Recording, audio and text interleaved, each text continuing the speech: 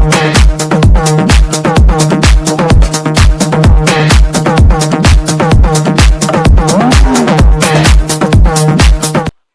दोस्तों, welcome back to our YouTube channel Guru Masti JNMT। दोस्तों, मैं आज इस सेशन में क्लास 12th का फिजिक्स चैप्टर से लेकर आए हैं और चैप्टर नंबर 4 है, ठीक है। और हम इसका भी अच्छी तरह से सोल्यूशन देखेंगे और आप लोग बने रहिए वीडियो शुरू से लास्ट तक। जो नए हैं इस चैनल पर, चैनल को सब्सक्राइब कर लीजिए, बेल आइकन को दबा दीजिए और ताकि नोटिफिकेशन मिलता रहेगा, और सेशन को लाइक कर दीजिए और साथ साथ दोस्तों का भी शेयर कर दीजिए। तथा आइए चलते हैं क्वेश्चन नंबर पहला नंबर बोल रहा है कि चुंबकीय क्षेत्र में, हाँ, और सबसे पहले अगर जो स्टूडेंट 1 से 3 तक चैप्टर नहीं देखें फिजिक्स में, तो इस चैनल के प्लेलिस्ट में चला जाइए, वहाँ सारा का सारा वीडियो मिल जाएगा, physics, chemistry, bio, Hindi grammar और सारा चीज़ का, ठीक है। तो फिलहाल चलते हैं चैप्टर 4 का, जिसका नाम है विद्युत धारा का चुंबकीय प्रभाव, यानी magnetic effect of current electricity, ठीक है। चलिए, पहला क्वेश्चन बोल रहा है चुंबकीय क्षेत्र वेक्टर बी में वेक्टर भी से गतिशील आवेश, वेक्टर भी से बेग से गतिशील आवेश क्यू पर लगने वाले बल का व्यंजक कौन होता है, ठीक है। बल का व्यंजक कौन होगा, तो इसका सही आंसर हो जाएगा, देखिए दोनों एक ही तरह के यहाँ दिया हुआ है, होगा इसका सही आंसर ए होगा, ठीक है। यहाँ भी देखिए ये सेम ही है लगभग, इसका और ये दोनों लगभग सेम है, लेकिन थोड़ा सा डिफरेंट है। कौन डिफरेंट है कि vector F M is equal to, इसमें देखिए vector F M is equal to Q into vector V cross vector B है, यहाँ उल्टा है, जस्ट उसका उल्टा है, यानी vector F M is equal to force is equal to magnetic force is equal to Q into vector B cross, पहले B है उसके बाद क्रॉस बी है, तो ये नहीं, गलत होगा। हमेशा ध्यान रखिएगा, थोड़ा सा अगले मिस्टेक होते हैं कि दोनों में तो सेम ही है, तो नहीं, पहले वेक्टर बी होगा उसके बाद क्रॉस वेक्टर बी हो जाएगा, यानी ए नंबर ऑप्शन सही होगा, ठीक है।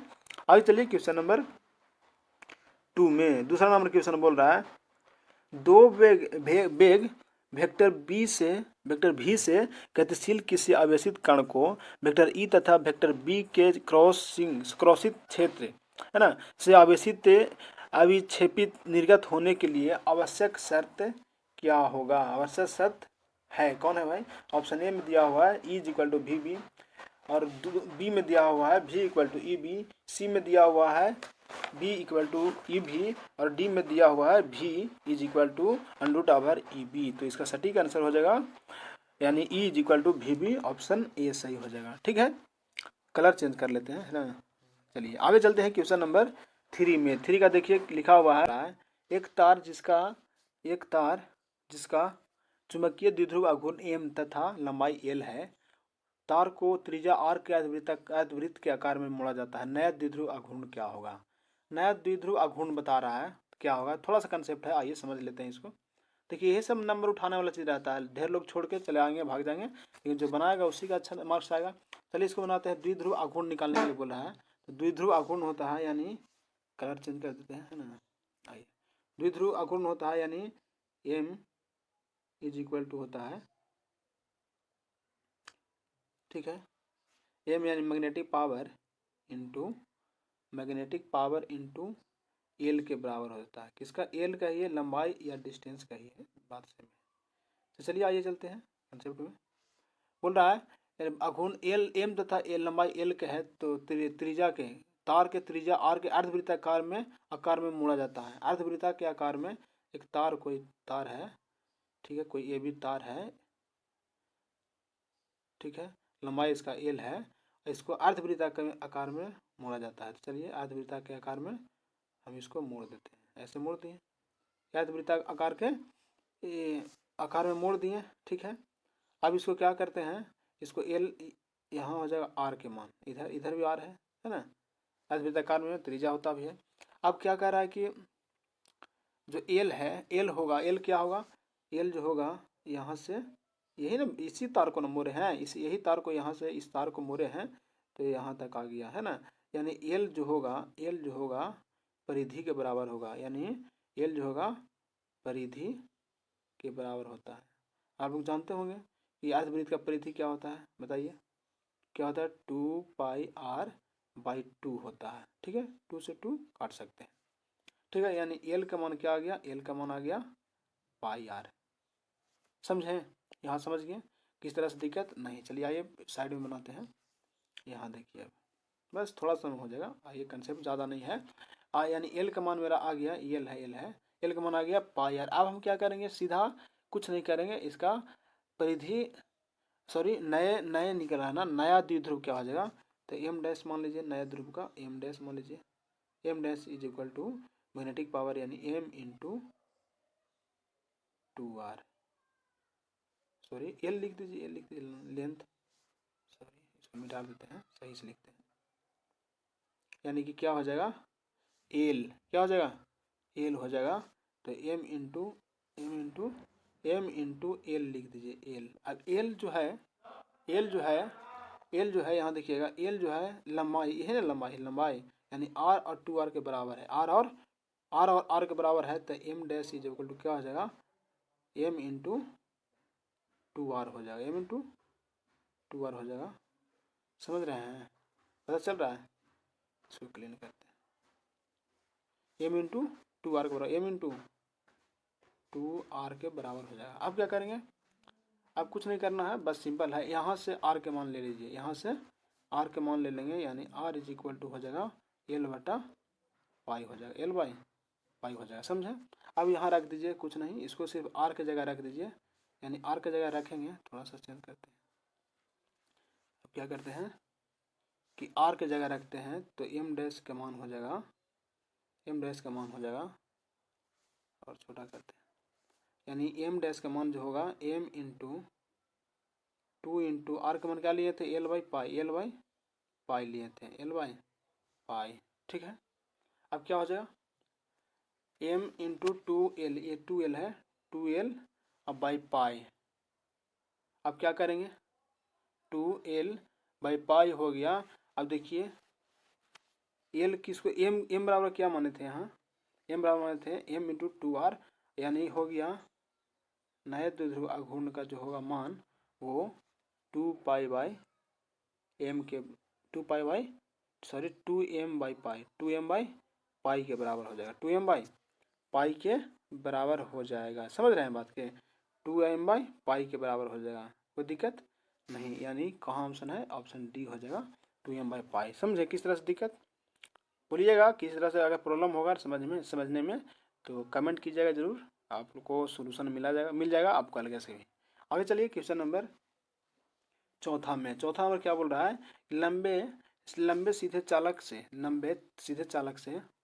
कलर ले लेते हैं दूसरा, यही ठीक है। सीधे चालक के से 1 एम्पियर धारा प्रवाहित होने से इसके r दूरी पर चुंबकीय क्षेत्र क्या होगा। चुंबकीय क्षेत्र आप सभी को मालूम होगा कि चुंबकीय क्षेत्र यानी B इज इक्वल टू क्या होता है, mu naught by 4 pi into 2i by R. ऐसा कहाँ है देखें, यानी ऑप्शन ए सही होगा, म्यू बटा 4 पाई इंटू 2i बटा आर। चलिए आगे चलते हैं क्वेश्चन नंबर 5 में।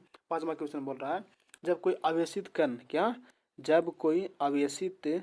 कण एक ऐसे क्षेत्र में गति करता है जहां चुंबकीय क्षेत्र विद्यमान हो, तब ऑप्शन ए है कण के वेग का परिमाण बदलता रहता है, बी में है वेग अचर रहता है, सी में है संवेग की दिशा बदलती रहती है, डी में है कण की गतिज ऊर्जा बदलती रहती है। तो इसका सटीक आंसर हो जाएगा ऑप्शन बी, यानी वेग अचर रहता है, क्या रहता है, अचर। अब चलिए क्वेश्चन नंबर 6 में, 6 नंबर बोल रहा है क्वेश्चन, छठा क्वेश्चन बोल रहा है कि समान लंबाई के 3 अलग अलग चुंबकों के अनुप्रस्थ काट का क्षेत्रफल क्या है, यानी A1 अनुप्रस्थ काट का क्षेत्रफल क्रमशः A 2A तथा 6A है, उनके चुंबकीय आघूर्ण का अनुपात क्या हो जाएगा। आप सभी को पता होगा कि चुंबकीय आघूर्ण यानी M इज इक्वल टू होता है, एक होता है फॉर्मूला NIA,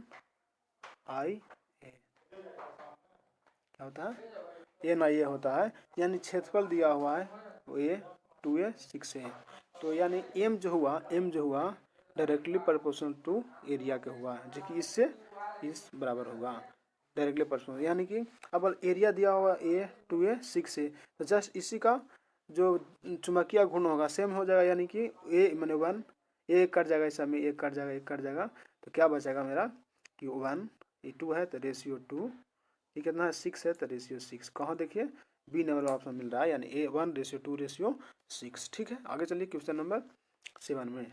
एक इलेक्ट्रॉन क्षैतिज तल में पूरब दिशा में गति करता है। कैसे? पूरब की दिशा में गति कर रहा है।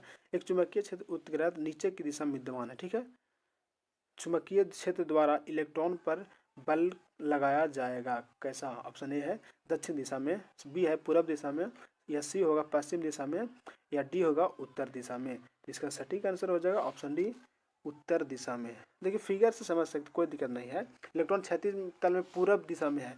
देखिए ऐसा देखिए, आइए थोड़ा सा बताते हैं। पूरब दिशा में है, कैसे होता है?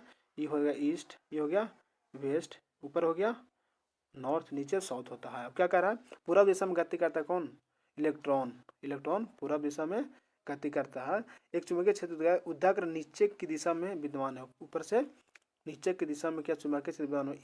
इस चुंबकीय क्षेत्र द्वारा इलेक्ट्रॉन पर बल लगाया जाएगा। बल लगाया जाएगा तो नॉर्थ में, इसके द्वारा बल लगाया जाएगा तो नॉर्थ में जस्ट अपोजिट होता है। ठीक है, आगे चलते हैं क्वेश्चन नंबर 8वां में। 8वां नंबर क्वेश्चन होता है, हाई लिखा हुआ चुंबकीय क्षेत्र के फ्लक्स की एसआई मात्रा। चुंबकीय क्षेत्र के फ्लक्स का एसआई मात्रक आप सभी को पता होगा। सिर्फ फ्लक्स नहीं बोला है, फ्लक्स बोलता तब वेबर होता। चुंबकीय क्षेत्र के फ्लक्स का एसआई मात्रक हो जाएगा टेस्ला। क्या हो जाएगा? टेस्ला हो जाएगा। किस तरह से दिक्कत नहीं। चलिए आगे चलते हैं क्वेश्चन नंबर 9 में। 9वां नंबर क्वेश्चन है, चुंबकीय क्षेत्र बी वेक्टर चुंबकीय क्षेत्र बी का ऊर्जा घनत्व होता है। ऊर्जा घनत्व कौन होता है? ऑप्शन ए है बी स्क्वायर बटा म्यू नोट, बी में है बी स्क्वायर बटा 2 पाई नोट 2 म्यू नोट, सी में है बी स्क्वायर बटा 3 म्यू नोट, डी में है बी स्क्वायर बटा 4 म्यू नोट। तो इसका सही और सटीक आंसर हो जाएगा ऑप्शन बी, यानी B square is equal to 2 mu naught. आगे चलिए क्वेश्चन नंबर 10 में।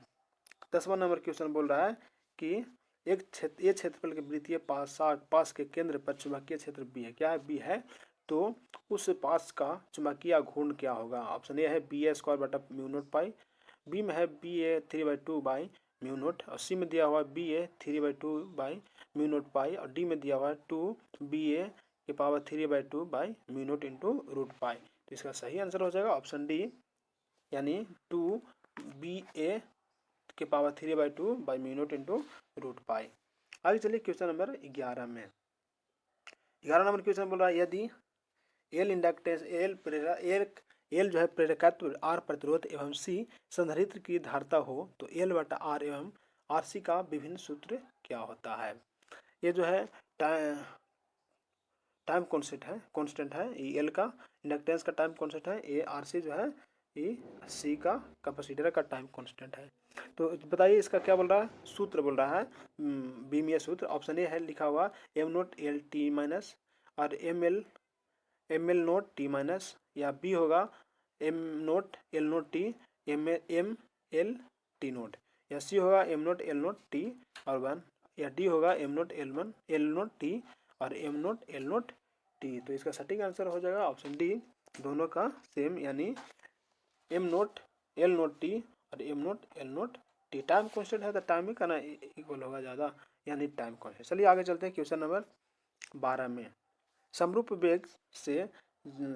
वेग से चलायमान आवेश उत्पन्न करता है। ऑप्शन ए केवल विद्युत क्षेत्र, बी केवल चुंबकीय क्षेत्र, सी विद्युत चुंबकीय क्षेत्र, या डी इनमें से कोई नहीं। तो इसका सटीक आंसर हो जाएगा ऑप्शन सी, यानी विद्युत चुंबकीय क्षेत्र उत्पन्न करता है। आगे चलिए क्वेश्चन नंबर 13 में।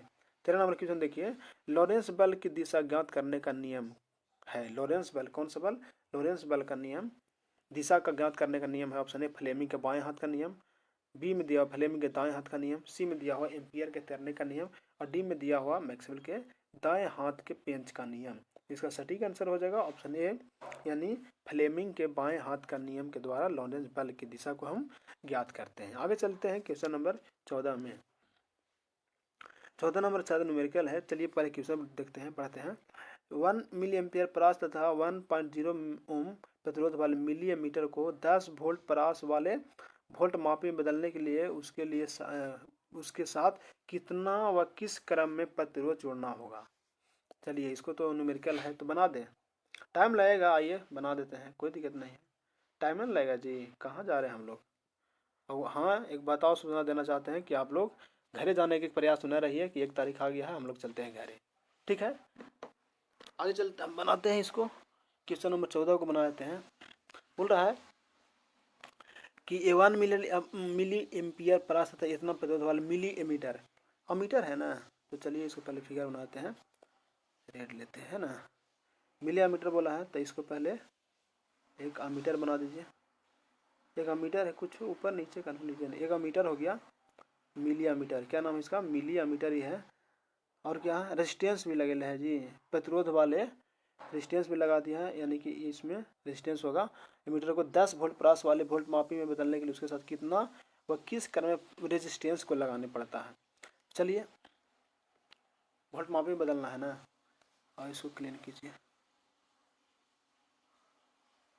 चलिए यानी जो जो मान लिखा हुआ है वो मान हम लोग पुट कर देंगे, यानी कि इसका सॉरी एमीटर ही रहा है जी,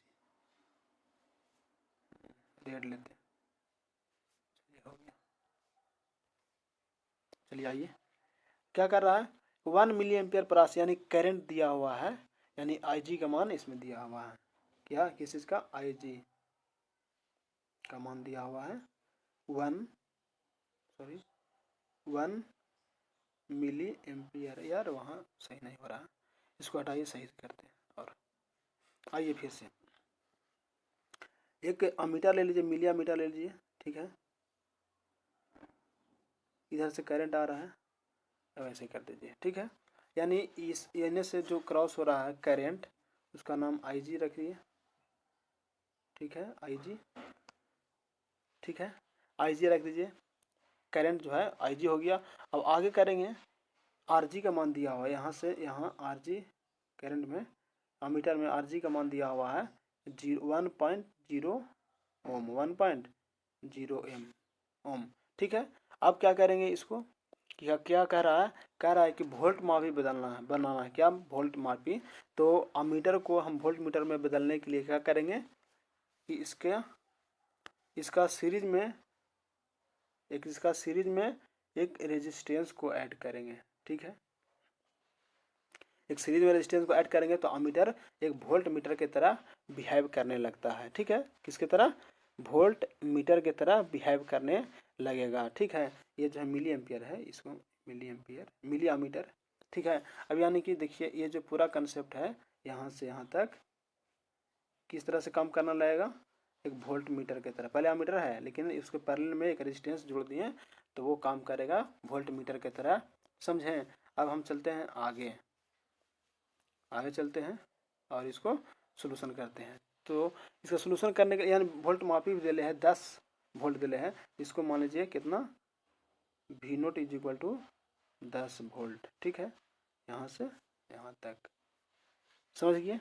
अब हम निकालेंगे V0 निकालेंगे, क्या निकालेंगे, V0 निकालना, वही तो निकालना है तब ना पता चलेगा। V0 इज इक्वल टू हो जाएगा IG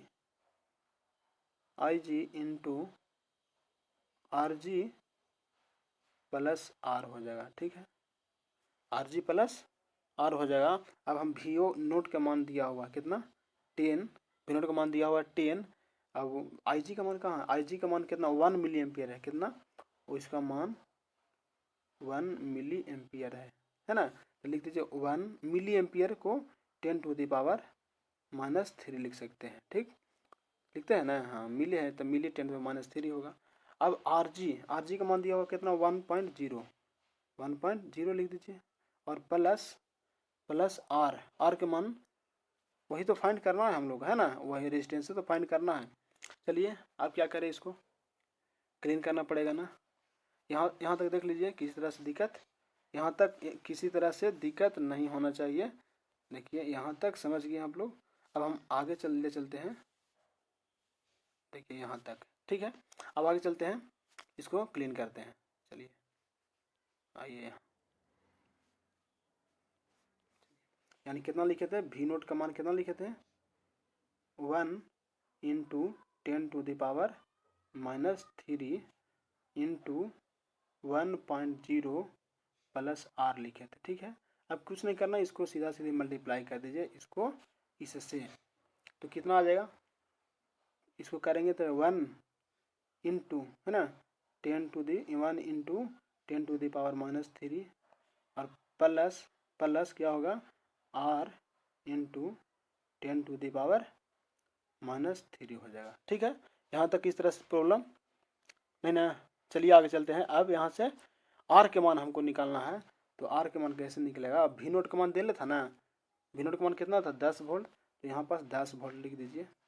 अभी क्या करेगा, इधर जाके इधर घटेगा, यानी प्लस में है तो इधर माइनस होगा, 10⁻³ is equal to 10⁻³ into R. ठीक है, अब क्या करेंगे, ये 10 हो जाएगा, ये कितना आ जाएगा 0.00 कितना 001 होगा शायद, है ना, 0.0001 हो जाएगा। आगे is equal to 10⁻³ into R हो जाएगा। अब क्या करेंगे, इसमें से ये घटेगा तो आएगा कितना आएगा, लगभग आ जाएगा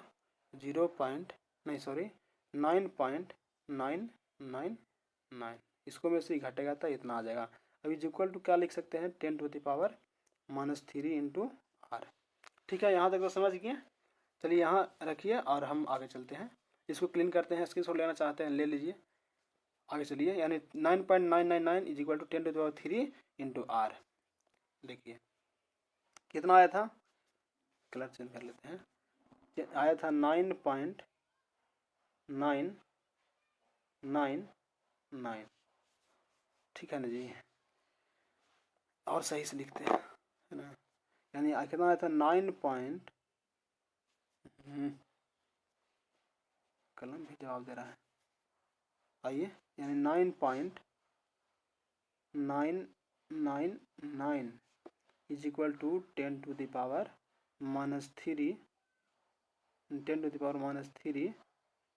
इंटू आर। आप आर निकालना चाहेंगे तो आर इज इक्वल टू हो जाएगा, क्या हो जाएगा 9.999 बाई 10⁻³ अब इसको क्या करेंगे, आर इज इक्वल टू कितना हो जाएगा, माइनस नीचे में -3 है, ऊपर जाएगा तो +3 में हो जाएगा, यानी 9.999 इसको करेंगे, इसको ऊपर लेके चल जाएगा, यानी 10⁻³ के 3 हो जाएगा खाली।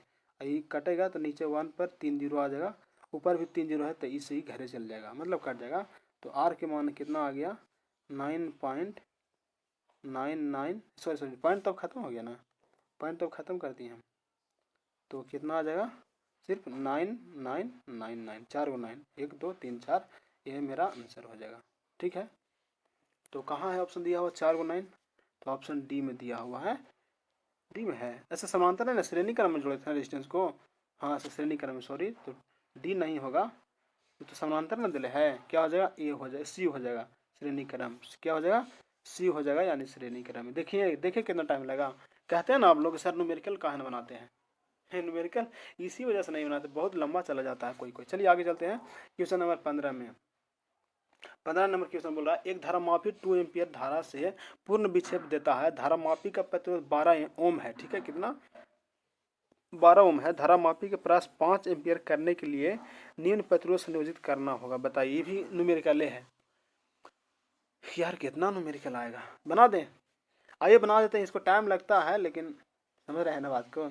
आइए बनाते हैं, क्वेश्चन नंबर 15 को देखिए, एक धारामापी 2 एम्पियर की धारा से पूर्ण विक्षेप होता है देता है, धारामापी का प्रतिरोध 12 ओम है। धारामापी जो धारा को मापता है वो 15 ओम, सॉरी कितना है 12 ओम है, धारामापी के पास 5 एम्पियर कितना 5 एम्पियर करने के लिए, पहले 2 एम्पियर को 5 बढ़ाने के लिए निम्न प्रतिरोध संयोजित करना होगा। कितना प्रतिरोध संयोजित करना होगा, चलिए आगे चलते हैं। तो एक हम धारामापी मानते हैं गैल्वेनोमीटर को, किसको, गैल्वेनोमीटर को यहाँ मान लीजिए, यानी जी का मान, जी मान लीजिए, गैल्वेनोमीटर एक मेरा है। ठीक है, अब इसको करंट पास करेंगे यहाँ, ठीक है, तो करंट पास करेंगे, इसको मान आई एम मान लीजिए, अमीटर में जा रहा है, गैल्वेनोमीटर में आई एम मान लीजिए, और क्या इसको आई जी मान लीजिए, सॉरी ये तो शंट लगेगा, यहाँ शंट लगेगा, आई एस एच हो गया। ठीक है, और इसको गैल्वेनोमीटर के लिए आई जी करंट मान लीजिए। ठीक है, धारामापी की धारा को पूर्ण विक्षेप करते हैं, धारामापी का प्रतिरोध 12 ओम है, धारामापी के पास 5 एम्पियर करने के लिए गैल्वेनोमीटर को हम क्या किस में ऐड करेंगे, रेजिस्टेंस में, है ना, किसी में, सॉरी आर से जो आई से जो है ना, इस शंट करें, यानी इसको हम क्या नीचे क्या जोड़ दिए, शंट में क्या जोड़ दिए, शंट जोड़ दिए, शंट रेजिस्टेंस जोड़ दिए नीचे। अब हम इसको क्या करेंगे कि आई निकालेंगे। पहले सबसे पहले आई निकलेगा कैसे, आई इज इक्वल टू क्या होगा, आई ए कहिए या आई जी या आई खाली कहिए, ये आई बराबर आई ए है, यहाँ आई बराबर आई ए है, ये वाला बोल रहे हैं, यानी आई निकालना चाहेंगे या आई ए बोल दीजिए या आई खाली बोलिए, बात बराबर है, आई बोलिए। तो कैसे निकलेगा कि आई, इसको ये दोनों को ऐड कर देंगे है ना KCL से, यानी आई जी प्लस आई एस एच हो जाएगा, आई जी प्लस आई एस एच होगा। ठीक है, अब हम यहाँ से क्या निकालेंगे, आई एस एच, क्या निकाल देंगे, आई एस एच, वही तो निकालना है। आई एस एच निकालेंगे तो क्या होगा, आई ए या आई माइनस आई जी लिख सकते हैं। ठीक है, यहाँ तक तो किस तरह से दिक्कत ना होगा नहीं। तो टोटल आई सभी को पता है कितना दिया हुआ आई, फाइनली बनाना है 5 एम्पियर, तो 5 एम्पियर 5 लिख दीजिए। और आई जी का मान भी है 2 है, क्या कितना है 2 है, तो यहाँ 2 लिख दीजिए, तो कितना आ गया 3 एम्पियर, यानी आई एस एच का मान 3 एम्पियर आ गया। याद रखिए, इसको हटाते हैं, आई एस एच, आई का मान 3 एम्पियर। हमको निकालना है इसमें आर एस एच निकालना है जी, इसको में सिर्फ आर एस ए मैंने शंट का रेजिस्टेंस कितना है। और सबसे पहले तो हम किस में जोड़ेंगे, गैल्वेनोमीटर को किसके गैल्वेनोमीटर के किस तरह से हम रेजिस्टेंस को जोड़े, गैल्वेनोमीटर में रेजिस्टेंस को कैसे जोड़ें, तो समानांतर में लगा हुआ जस्ट नीचे, यानी समानांतर में लगा हुआ, तो एक यहाँ समानांतर है एक यहाँ समानांतर है, इसमें 8 होगा कि 18 होगा, इसको हम देखते हैं। तो आई से शंट तो आ गया, इसका मान आ गया, इसका मान आ गया, इसका मान आई एस एच का मान आ गया, इसका मान आ गया है। हम निकालना है, अब निकालेंगे are S H, are S H से पूछ रहा है ना, तो आर एस एच निकालते हैं, चलते हैं इसको हटाते हैं और चलिए, यानी आई एस एच का मान मैंने आ गया था, आई एस एच का मान आया था 3 ओम। ठीक है, 3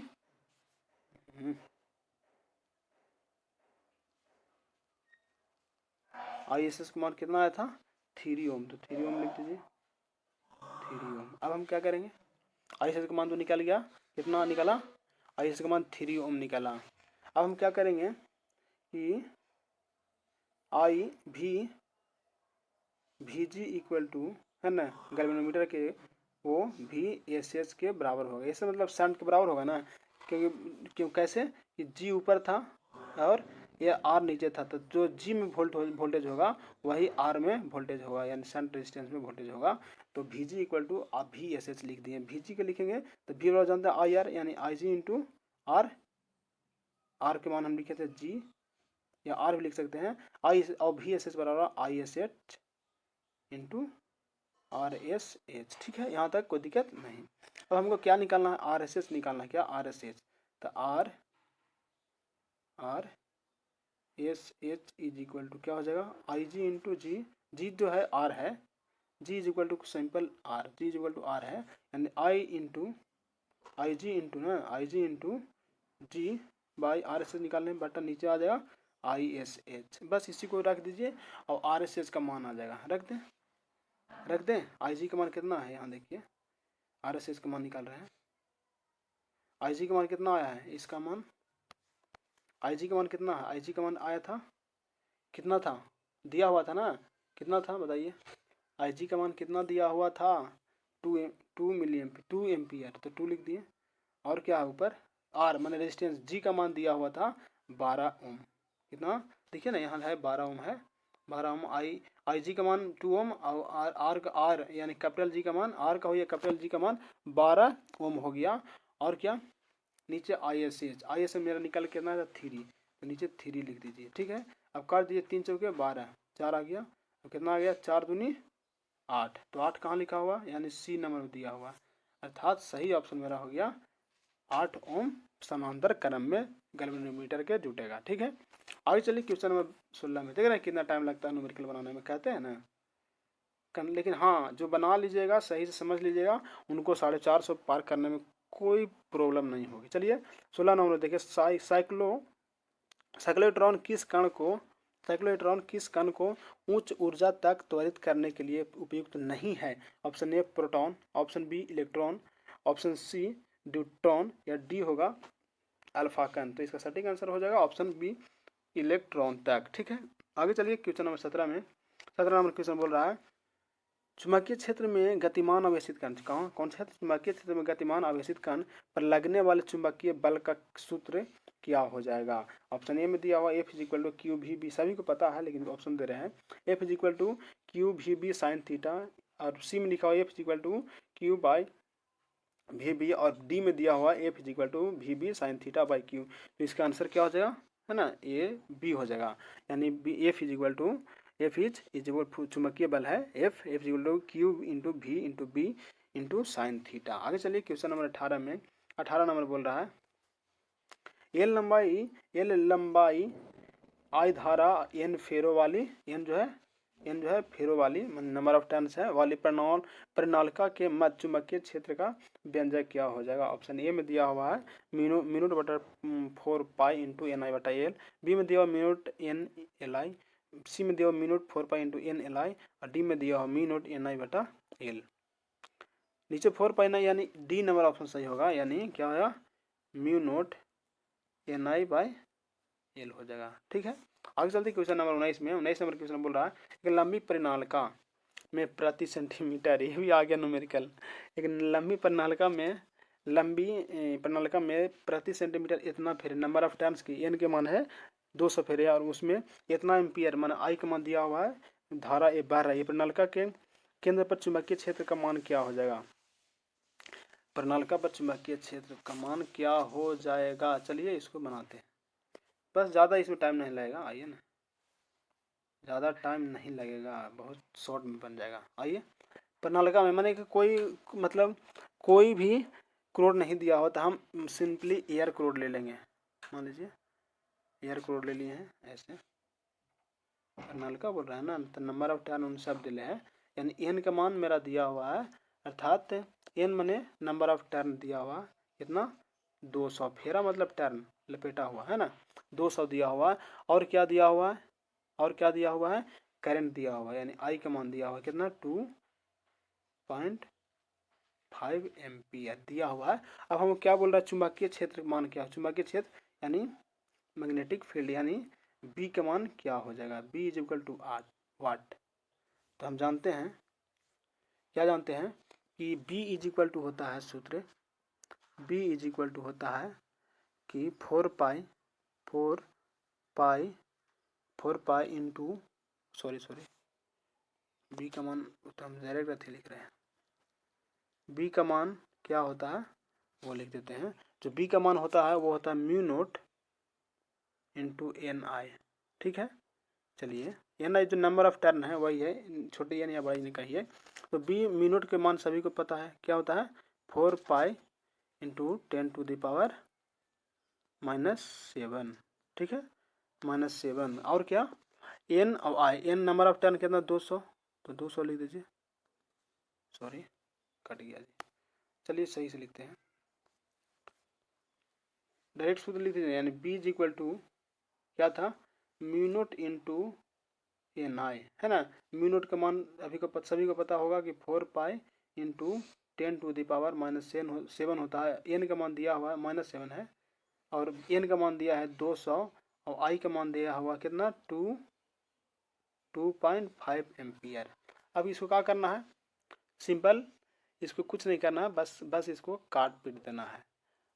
आप लोग काट दीजिएगा, टाइम ज़्यादा हो रहा है ना, इसको डायरेक्ट हम आंसर लिख देते हैं। इसका आंसर होगा 6.28 into 10 to the power -2 weber per metre square. ठीक है, इसको सोल्यूशन कर लीजिएगा, कोई दिक्कत नहीं है, ज़्यादा नहीं है।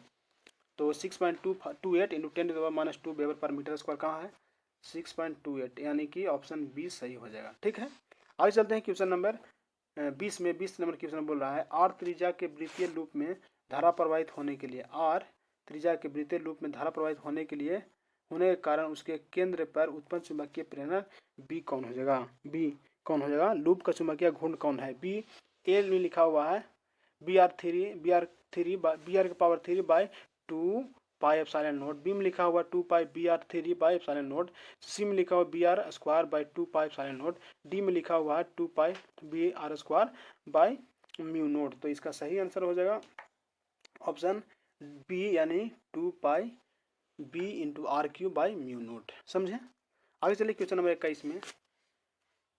हाँ, बहुत न्यूमेरिकल बनाने में टाइम लगता है महाराज। देखते हैं अधिकतर स्टूडेंट न्यूमेरिकल के चक्कर नहीं रहते हैं, सिर्फ ऐसे ऑब्जेक्टिव मारते चला गया, लेकिन नहीं, जो एवरेज स्टूडेंट तो यही करते हैं, सिर्फ न्यूमेरिकल तो देखते हैं नहीं और ऐसे चला जाएंगे, और जो न्यूमेरिकल पर फोकस करते हैं, जो न्यूमेरिकल पर ध्यान देते हैं, उसी का नंबर 400 प्लस 450 प्लस जाता है। तो कोशिश कीजिए कि न्यूमेरिकल छोड़े नहीं, उसको बनाकर ही आए। चलिए आगे चलते हैं। क्वेश्चन नंबर 21 में, किसी परिपथ में कुल धारा के 5% धारा गैल्वेनोमीटर, कितना परसेंट? 5% धारा गैल्वेनोमीटर में से प्रवाहित की जाती है। यदि गैल्वेनोमीटर का प्रतिरोध G है, क्या इसका प्रतिरोध G है, तो शंट का मान क्या होगा? यह वही बोल रहा है, यह वही बोल रहा है। यानी जो हम कौन सा क्वेश्चन बनाए थे, ऊपर एगो बनाया है क्वेश्चन, यानी हम शायद बनाए हैं 15 नंबर में, शायद वही है, बस 15 नंबर का ही क्वेश्चन है। ये 15 नंबर जैसा क्वेश्चन है 21 का। कोशिश कीजिएगा आप लोग बनाइएगा। इसका हम आप लोग को आंसर बना देते हैं। इसका आंसर होगा डी हो जाएगा, यानी जी, कैपिटल जी, जो क्या है, गैल्वेनोमीटर का रेजिस्टेंस है। हम उसमें भी जी लिए थे, आप लोग को लग रहा है कहाँ से जी लिए हैं सर, तो गैल्वेनोमीटर का रेजिस्टेंस लिए हैं, आर जी कह सकते हैं। आर जी मतलब वही गैल्वेनोमीटर का रेजिस्टेंस, जी या आर ले लीजिए, बात बराबर है। तो जैसे 21 नंबर बना वैसे 15 नंबर बनेगा। इसका सही आंसर हो जाएगा G/9। ठीक है, अब इसमें जितना उसमें टाइम लगेगा इसमें भी उतना ही टाइम लगेगा, इसलिए ज़्यादा लंबा वीडियो हो जाएगा। तो हम चलते हैं, इतना ही छोड़ देते हैं, आप लोग बनाइएगा। आगे चलिए क्वेश्चन नंबर 22 में।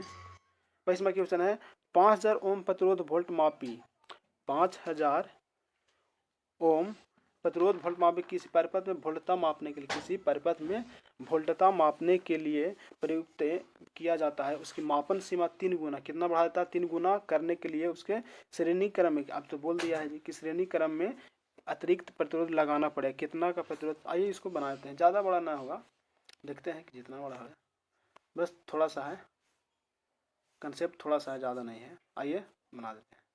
चलिए बोल रहा है इतना ओम, यानी रेजिस्टेंस का मान दिया हुआ, या इसको मान लीजिए, जैसे मान रहे थे गैल्वेनोमीटर का वोल्ट मापी लिखा है, गैल्वेनोमीटर का मान लीजिए, गैल्वेनोमीटर ही तो ज़्यादा माप करता है, यानी 5000 है, कितना है? 50,000 है, सॉरी 1 2 3, कितना हो गया? 50,000 ओम। अब क्या कह रहा है, हमको निकालना है प्रतिरोध लगाना पड़ेगा, कितना का प्रतिरोध, तो डायरेक्ट निकाल दीजिए प्रतिरोध का मान। ठीक है, यानी आर का मान डायरेक्ट निकालिए। आर इज इक्वल टू क्या होता है? R equal to V by I, V by I होता है, और माइनस जी होता है, गैल्वेनोमीटर में माइनस जी। आर जो है वह हम वोल्ट मापी में निकाल रहे हैं, तो आर इक्वल टू होता है V by I G minus G, जो है गैल्वेनोमीटर का रेजिस्टेंस है। अब इसी पर फाइंड कर दीजिए और बैठा दीजिए, आपको आंसर प्राप्त हो जाएगा। सब दिया हुआ है, अब आप ही लोग कीजिएगा, हम नहीं कुछ करेंगे, आप लोग कीजिए। देखिए भी का मान दिया हुआ है, भी का मान दिया हुआ है कितना? 3 गुना, यानी भी का मान कितना लेना है? भी का मान लेना है 3V। ठीक है, भी का मान 3V लेना है, और IG का मान दिया हुआ है, IG का मान कितना हो? IG कैसे निकलेगा?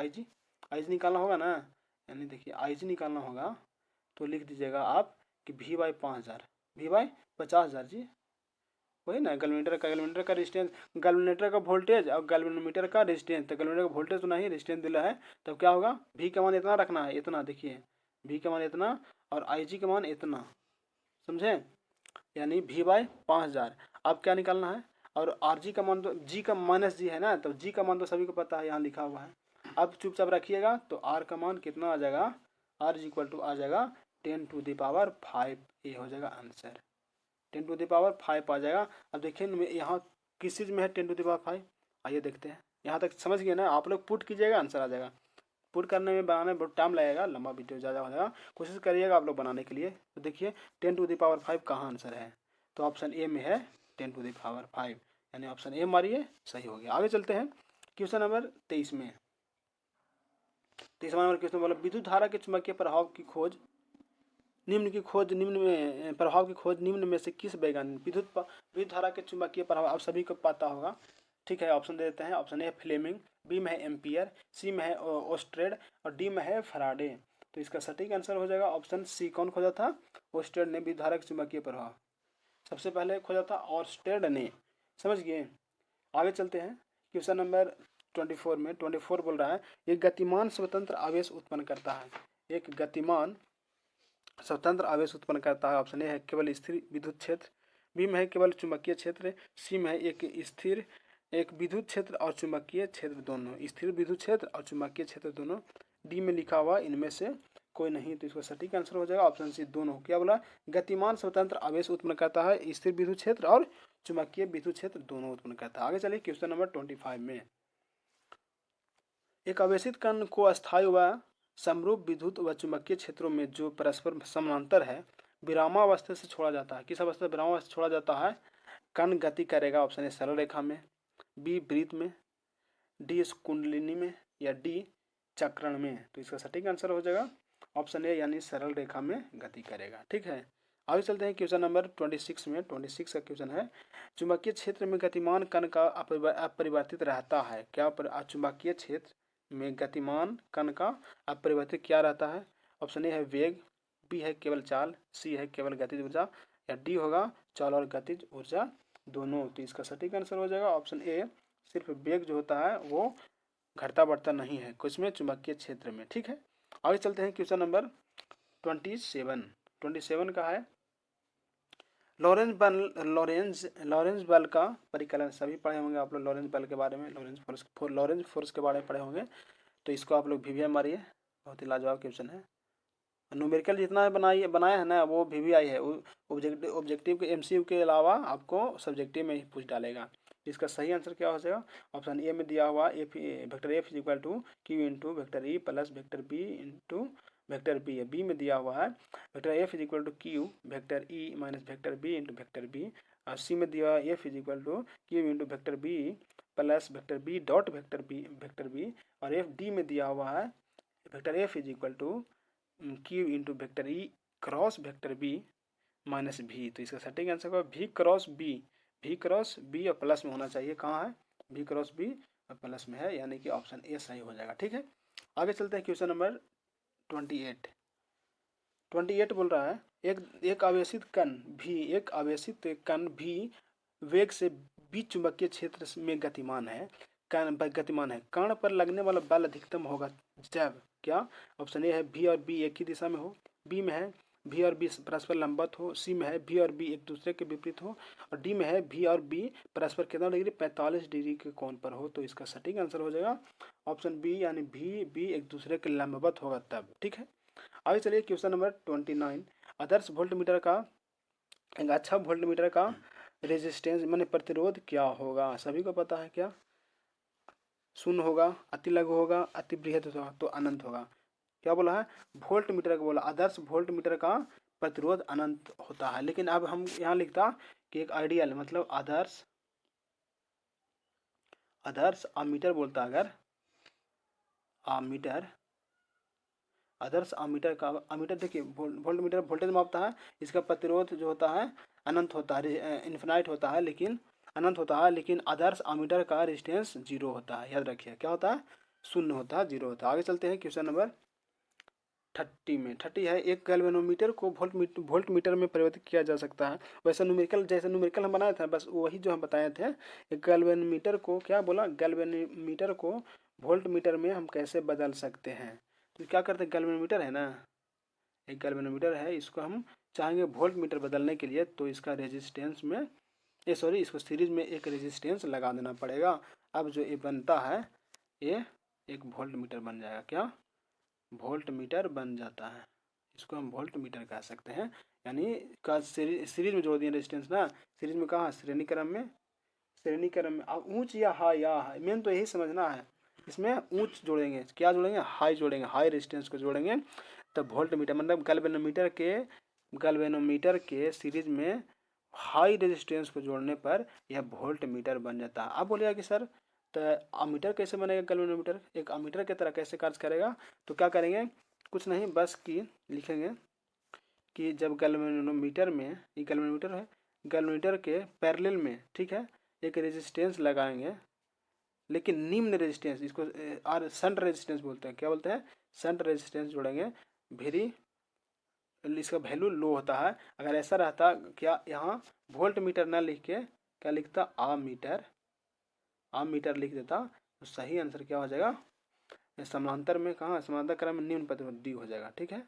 लेकिन हमको क्या कर रहा है, वोल्ट मीटर, इसलिए इसका आंसर हो जाएगा बी, यानी श्रेणी क्रम में उच्च प्रतिरोध। आगे चलते हैं 31 नंबर में, चल कुंडल धर्मापी की सुराहता बढ़ाई जा सकती है। ऑप्शन ए है कुंडली में फेरों की संख्या बढ़ाकर। सुराहिता सेंसिटिविटी कैसे बढ़ा सकता है। ऑप्शन ए है कुंडली में फेरों की संख्या घटाकर। बी में है चुंबकीय फ्लक्स बढ़ाकर। सी में है कुंडली का क्षेत्रफल घटाकर। अब डी में है प्रति एकांक ऐंठन को बढ़ाकर। तो सही आंसर क्या होगा, फ्लक्स को बढ़ाएंगे तो वही धारामापी सुराहिता बढ़ है ना, धारामापी की सुराहिता इंटेंसिटी बढ़ जाएगा। चलिए आगे चलते हैं। क्वेश्चन नंबर 32 में, गैल्वेनोमीटर में शंट का उपयोग किया जाता है। अभी जस्ट इसको हम ऐसा बना के दिखाए थे। आप लोग क्या करते हैं, गैल्वेनोमीटर जैसे बोल रहा है कि गैल्वेनोमीटर में हम शंट रेजिस्टेंस को क्यों जोड़ते हैं। शंट रेजिस्टेंस में क्या बोले, लो रेजिस्टेंस, मतलब रेजिस्टेंस का वैल्यू सबसे कम होता है, तो कम रेजिस्टेंस का वैल्यू होगा तो करंट इसमें क्या करेगा, ज़्यादा पास होगा। मतलब गैल्वेनोमीटर को सुरक्षा प्रदान करने के लिए ज़्यादा जो करंट होता है उसको इससे पास ना होकर बल्कि शंट रेजिस्टेंस से पार हो जाए, ताकि गैल्वेनोमीटर को बचाया जा सके। यानी सी नंबर अर्थात उच्च धारा को उसकी सुरक्षा प्रदान करने के लिए उपयोग किया जाता है गैल्वेनोमीटर के पैरेलल में रेजिस्टेंस को, ठीक है। आगे चलते हैं क्वेश्चन नंबर 33 में, अनंत लंबाई के एक सीधे तार में अनंत लंबाई के सीधे तार में 1 एम्पीयर धारा प्रवाहित हो रही है। कितना एम्पीयर, 1 एम्पीयर धारा प्रवाहित हो रही है। इससे 1 मीटर दूरी पर बिंदु पर चुंबकीय क्षेत्र क्या हो जाएगा। बना दे इसको, टाइम लगेगा। चलिए थोड़ा सा अब लास्ट है तो को बना देते हैं। लास्ट तो नहीं है, अभी और क्वेश्चन है, तो आइए इसको हम समझते हैं, बना देते हैं। 33 नंबर का बनाते हैं ना। यानी कि बोल रहा है क्या निकालना, चुंबकीय क्षेत्र यानी बी का मान निकालना है ना, बी का मान निकालना है ना। तो बी का मान आप सभी को पता होगा कि बी इज इक्वल टू क्या होता है, mu naught by 4 pi into क्या, इंटू आई। इस स्थिति में 2i हो जाएगा, या तो ऐसे 2i ना, तो इसका सूत्र जैसे यूज कीजिए वैसे होगा। फिलहाल यहाँ हम लोग लेते हैं, म्यू नोट बटा 4 पाई into I by R into cos alpha 1 या फाई 1 कहिए प्लस अल्फा 2। अब कहिए कैसे होगा यूज सर, तो हो जाएगा। क्यों, स्थिति अनंत लंबाई के एक सीधे तार में 1 एम्पीयर धारा प्रवाहित हो रही है, इससे 1 मीटर दूरी बता रहा है ना, तो इसमें तो अल्फा 1 अल्फा 2 हो ही करेगा, है ना। इस थोड़ा लंबा जाएगा, क्या करें, बना दें। देखिए लास्ट में फाइनली इसको जब सूत्र बैठाइएगा तो b इज इक्वल टू हो जाएगा। पूरा कंसेप्ट हम नहीं बता रहे हैं इसको, ठीक है, न्यूमेरिकल में पूरी तरह से अच्छा तरह से डील करेंगे। फिलहाल इसको काम चलाइए आप लोग, यानी मी नोट बाई 4 पाई, अब इंटू हो जाएगा कोस हम लिखे ना, cos alpha plus cos alpha 2, यानी कोस अल्फा 1 ही हो, कोस अल्फा 2 हो जाएगा, सॉरी कोस अल्फा 2 लिखेंगे। यानी अल्फा का मान यहाँ 90 डिग्री हो जाएगा। कैसे होगा सो हम बताएंगे फिगर को बनाकर न्यूमेरिकल में। अल्फा का मान और अल्फा 2 दोनों का मान 90 डिग्री हो जाएगा, यानी अल्फा 1 यानी कोस 90 का मान 1 और फिर कोस अल्फा 2 में 90 का मान भी 1 1 1 2 हो जाएगा। हम इसको यहाँ लिख सकते हैं, क्या लिख सकते हैं, 2i बाई आर लिख सकते हैं। इतना तक कोई तरह से दिक्कत नहीं होगा। अब इसको क्या करेंगे, सीधा सीधे फाइंड कर देंगे। यानी म्यू नोट का मान हम लोग भी जानते हैं, क्या म्यू नोट का मान होता है, क्या होता है म्यू नोट का मान 4 पाई इंटू 10 टू द पावर -7 होता है। अब बाई नीचे है 4 पाई तो 4 पाई लिख देंगे। अब इंटू 2i बाई आर का मान आया था 1, आर का मान आएगा, निकाल फाइंड कीजिएगा तो 1 आएगा, ठीक है। 1 आ गया। आप क्या करेंगे, 4 पाई से 4 पाई कट जाएगा, 1 तो 1 कट गया, सॉरी हाँ ठीक है आगे चलिए। यानी 1 आई का मान 1 आया था, आई का मान भी 1 आएगा और आर के मान भी 1 आएगा। 1 1 से खत्म है, 2 सिर्फ बचा, यानी फाइनली जो आंसर आ गया 2 इंटू 10 टू द पावर -7, ये 7 है ना, हाँ 7 है, 7 टेस्ला आ जाएगा, इतना आ जाएगा मान। यानी 2 इंटू 10 टू द पावर -7 टेस्ला कहाँ है, देखिए इसमें देखिए 2 into 10 to the power -7 tesla, C number option सही हो जाएगा, ठीक है। लंबा जाएगा इसलिए थोड़ा सा इसको शॉर्टे में बताएं, बाकी तो न्यूमेरिकल में हम डील करेंगे ही। चुंबकीय, आगे चलते 34 नंबर में, चुंबकीय क्षेत्र, चुंबकीय प्रेरण मैग्नेटिक इंडक्शन की बीमा कौन होता है? ऑप्शन ए है M L naught T-2 T M L naught और T-3 का दे 2 और 1 3 हो जाएगा -3। बी में है M L T two I naught, C में है एम आई, डी में है M-1 L-1 T-2 और आई। तो इसका सटीक आंसर हो इस चीज़ का कुछ बोला, हाँ चुंबकीय प्रेरण बोल रहा है ना, तो इसका सही आंसर हो जाएगा ऑप्शन सी होगा, नहीं इसका आंसर हो जाएगा ए, यानी M L naught T-2 I T, sorry 2 को दे दिया है जी, यानी कि वही सैकोकार है, यानी एम एल नोट, देखिए ऐसा ही एग्जाम में पूछ डालता है -3, ठीक है, यानी एम एल नोट T-3 हो जाएगा, ठीक है, यानी चुंबकीय प्रेरण का बीमा है, बीमीय सूत्र। आगे चलते हैं क्वेश्चन नंबर 35 में। 35 क्वेश्चन है, किसी चल कुंडल धरामापी के थीटा और उसके प्रवाहित धारा में क्या संबंध होगा? तो धारा क्या होता है, करंट, प्रवाहित धारा में संबंध क्या हो जाएगा? थीटा आई डायरेक्टली पर थीटा हो जाएगा, करंट जो है थीटा के इक्वल होगा, यानी बी नंबर ऑप्शन सही हो जाएगा, ठीक है। अब चलिए आगे चलते हैं क्वेश्चन नंबर 36 में। 36 का क्वेश्चन है, आर त्रिज्या के वृत्ताकार, ठीक है, आर त्रिज्या के वृत्ताकार कुंडली में धारा प्रवाहित हो रही है। कुंडली के केंद्र पर चुंबकीय क्षेत्र बी नोट है। कुंडली की अक्ष पर इसके केंद्र से कितनी दूरी पर चुंबकीय क्षेत्र का मान बी नोट बटा 8 हो जाएगा? बताइए, इसको बना दें, ये भी लंबा जाएगा, समझ रहे हैं, लंबा जाएगा, इसको भी हमको बनाने में दिक्कत नहीं है, लेकिन टाइम बहुत ज़्यादा लगेगा, इसलिए इसको न्यूमेरिकल बनाएंगे न्यूमेरिकल वाला सेशन में। तो चलिए फिलहाल इसको हम आंसर लिख देते हैं, आप लोग कोशिश कीजिएगा, बन जाएगा तो ठीक है, नहीं तो फिर तो हम न्यूमेरिकल में बने हुए करेंगे, है ना। यानी इसका मान हो जाएगा, फाइनली फाइंड करेंगे तो x=√3 × r हो जाएगा, यानी ऑप्शन नंबर बी सही हो जाएगा, ऑप्शन बी सही हो जाएगा, √3 × r हो जाएगा, ठीक है। आगे चलते हैं क्वेश्चन नंबर 37 में।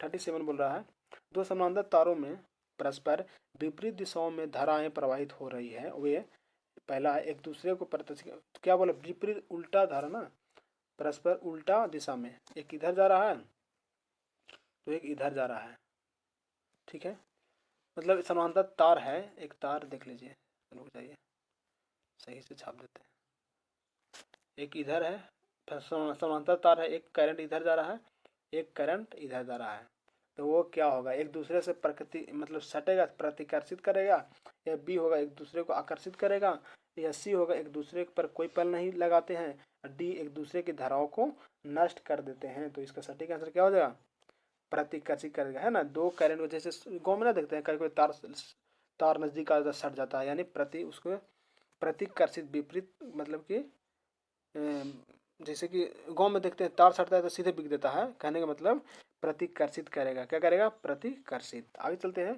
क्वेश्चन नंबर 38 में। क्वेश्चन नंबर 38 है, निम्नलिखित में कौन बायोट-सावर्त नियम के सदिश समीकरण का सही रूप है? देखिए बायोट-सावर्त, अब ये बहुत इंपॉर्टेंट है, आप लोग इसका नियम के बारे में बहुत अच्छा से पढ़ लीजिएगा, याद रखिएगा, सूत्र भी, समीकरण।